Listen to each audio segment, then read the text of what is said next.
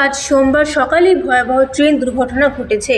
সোমবার সকালে নিউ জলপাইগুড়ি থেকে ছেড়ে কলকাতার উদ্দেশ্যে রওনা দিয়েছিল কাঞ্চনজঙ্ঘা এক্সপ্রেস।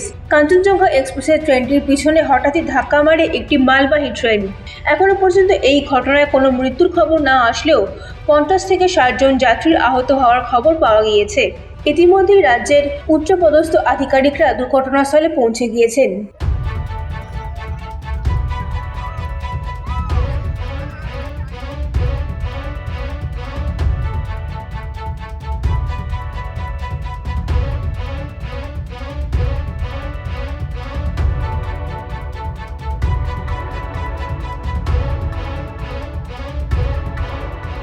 দার্জিলিং থেকে নিজস্ব প্রতিনিধির রিপোর্ট, এএনএম নিউজ।